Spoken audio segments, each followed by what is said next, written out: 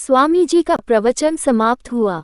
अपने प्रवचन में उन्होंने सेवा धर्म की महत्ता पर विस्तार से प्रकाश डाला और अंत में यह निवेदन भी किया कि जो इस राह पर चलने के इच्छुक हों, वह मेरे कार्य में सहयोगी हो सकते हैं।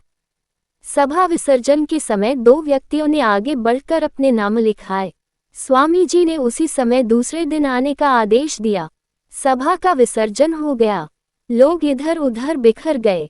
दूसरे दिन सड़क के किनारे एक महिला खड़ी थी, पास में घास का भारी ढेर। किसी राहगीर की प्रतीक्षा कर रही थी कि कोई आए और उसका बोझा उठवा दे। एक आदमी आया, महिला ने अनुनय विनय की, पर उसने उपेक्षा की दृष्टि से देखा और बोला, अभी मेरे पास समय नहीं है। मैं बहुत महत्वपूर्ण कार्य को संपन्न करने जा रहा हूँ। इतना कह वह आगे बढ़ गया। थोड़ी ही दूर पर एक बैलगाड़ी दलदल में फंसी खड़ी थी।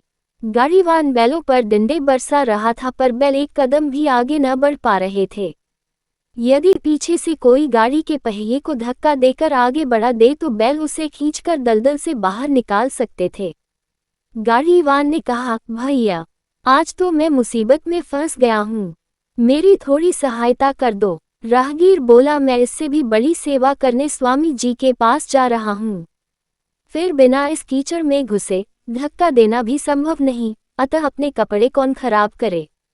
इतना कहकर वह आगे बढ़ गया और आगे चलने पर उसे एक नेत्रहीन वृद्धा मिली, जो अपनी लकड़ी सड़क पर खटखट कर दयनीय स्वर से कह रही थी, कोई है क्या जो मुझे सड़क के बाईं ओर वाली उस झोंपड़ी तक पहुंचा दे।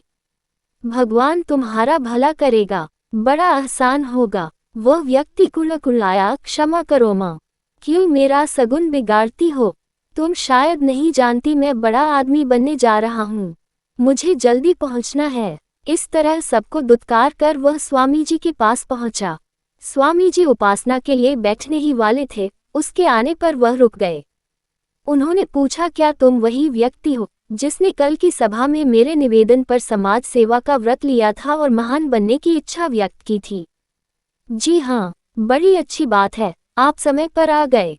जरा देर बैठिए, मुझे एक अन्य व्यक्ति की भी प्रतीक्षा है। तुम्हारे साथ एक और नाम लिखाया गया है। जिस व्यक्ति को समय का मूल्य नहीं मालूम, वह अपने जीवन में क्या कर सकता है। उस व्यक्ति ने हंसते हुए कहा। स्वामी जी उसके व्यंग्य को समझ गए थे, फिर भी वह थोड़ी देर और प्रतीक्षा करना चाहते थे। इतने में ही दूसरा व्यक्ति भी आ गया। उसके कपड़े कीचड़ में सने हुए थे, सांस फूल रही थी। आते ही प्रणाम कर स्वामी जी से बोला, कृपा कर क्षमा करें, मुझे आने में देर हो गई। मैं घर से तो समय पर निकला था, पर रास्ते में एक बोझा उठवाने में, एक गाड़ीवान की गाड़ी को कीचड़ से बाहर निकालने में तथा एक नेत्रहीन वृद्धा को उसकी झोंपड़ी तक पहुंचाने में कुछ समय लग गया और पूर्व निर्धारित समय पर आपकी सेवा में उपस्थित न हो सका।